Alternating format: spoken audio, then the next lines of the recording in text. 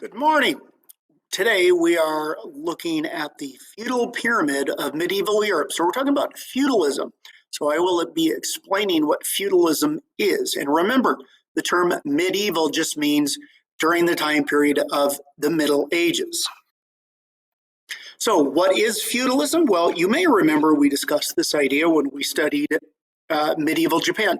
Feudalism is the economic, social, and political system that organized medieval Europe. So you would want to write that down. You're writing these questions and answers on a sheet of paper.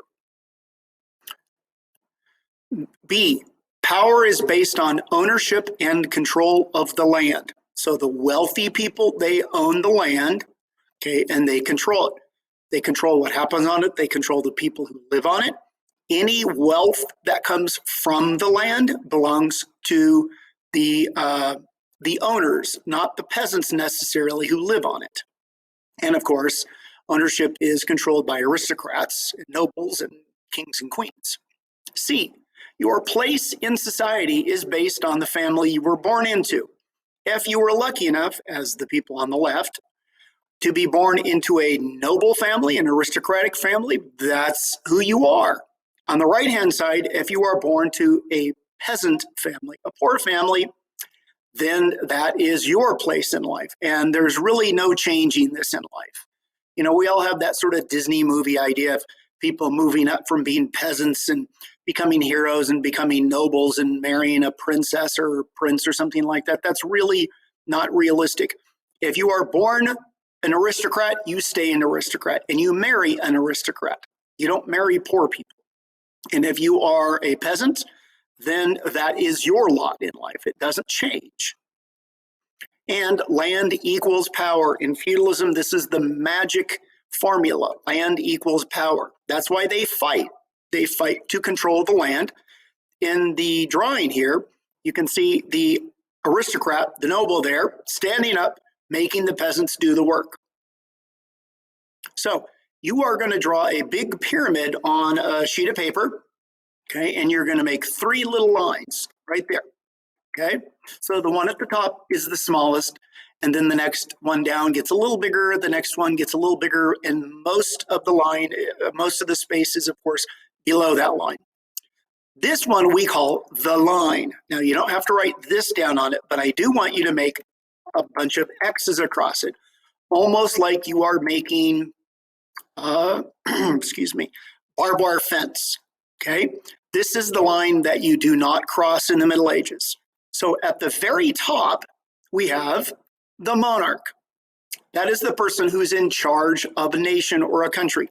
And normally we think of the monarch as being a male, a king, okay? Could be a queen, okay?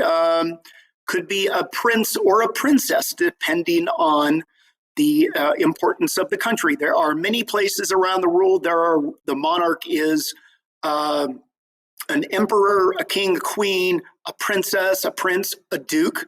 But anyway, the monarch is the term for the person who's at the very top of the pyramid in that country. The next group down are the nobles and aristocrats. Now, the word noble and aristocrat basically means the same thing. These are the wealthy people who help the monarch run the country.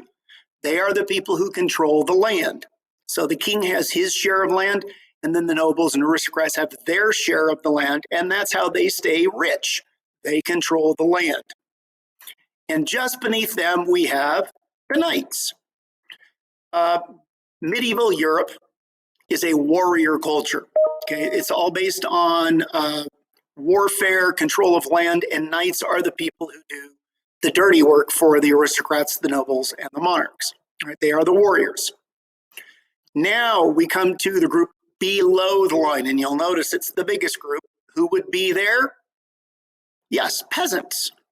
Remember, the vast majority of people who lived in the Middle Ages in feudal Europe were peasants.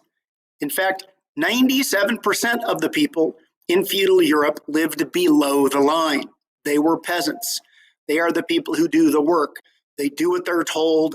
Life is tough for them. Life is tough for everyone, but it's probably tougher for the peasants.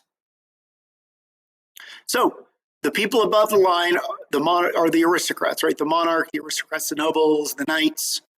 What do they do? Now I want you to write this down. So what do the aristocrats do?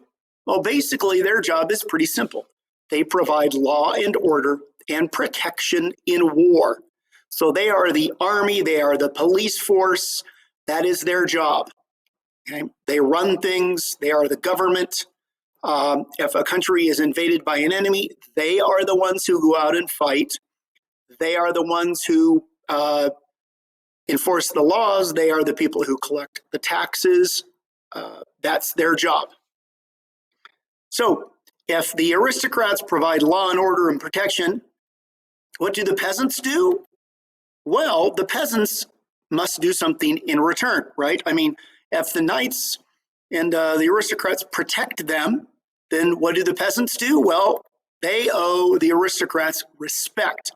That is a big, big deal. You must respect the people above you in the pyramid. It's very important. They owe labor. That means work, okay? They have to work. And a lot of times the work the peasants do, they don't get paid for, okay? They just have to do it as part of this system. They may have to pay taxes. Sometimes taxes is in the form of working. Sometimes taxes are in the form of, if you're a peasant farmer, what do you grow? What do you produce? You have to give a whole bunch of that to the noble who controls the land you live on.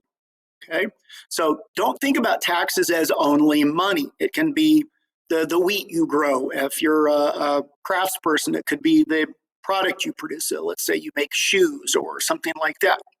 All of that goes, of course, to the people above the line. And obedience. You must absolutely do what you are told by the nobles. The nobles are in charge. They are the bosses. Peasants really don't have much say in the situation. So that is our set of notes. If you have questions about this, you can send me an email. If not, then hopefully you paid attention in Zoom, and have a good day.